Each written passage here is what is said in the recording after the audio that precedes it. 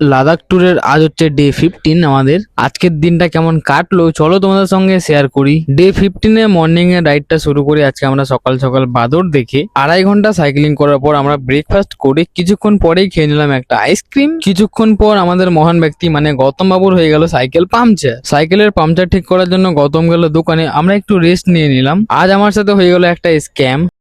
এখনই একটা ঘটনা হলো, আমার পাশ দিয়ে দুজন ছেলে যাচ্ছিল কথা বলতে বলতে, ঠিক আছে আমি ঠিকঠাকই কথা বলছিলাম, তো বললো চশমাটা আমার পড়বে, তো আমি চশমাটা দিলাম। তো এবার চশমাটা দেওয়ার সঙ্গে সঙ্গে দেখছি পড়ে নিয়ে ভেঙে গেল, মানে নিয়ে পালিয়ে গেছে। কি বলবো, আর কিছু বলারই নেই। চলো কোনো ব্যাপার না, দিল্লি থেকে কিনতে হবে। আমারটা চুরি হয়ে গেছে আর সাইডেরটা গেছে ভেঙে, মানে ওটা হারিয়ে গেছে, প্রথমেরটা ভেঙে গেছে। আর মাত্র খালি বেঁচে আছে সঞ্জয়। সঞ্জয়ের চশমাটা পুরো ঠিকই আছে, একদম ওকে। দেখা যাক ওটা কখন কি হয়। আজ দুপুরে আমরা অনেকদিন পর খেয়েছি রুটি চিকেন। বিকেলের রোদ্দুরটা একটু কমে যাওয়ার জন্য আমরা অনেকটা দূর এগিয়ে চলে এসেছি দিল্লির কাছাকাছি, মানে গ্রেটার নয়ডার লোহারলি নামে এক গ্রামে। ডে 15 এ আজকে আমরা নাইট স্টে নিয়েছি এক মন্দিরে। কাল সকালে এই মন্দিরটা তোমাদের ভালো মতো ঘুরিয়ে দেখাবো। দেখা হচ্ছে কাল নতুন আপডেট নিয়ে দিল্লিতে। Tata, thank you.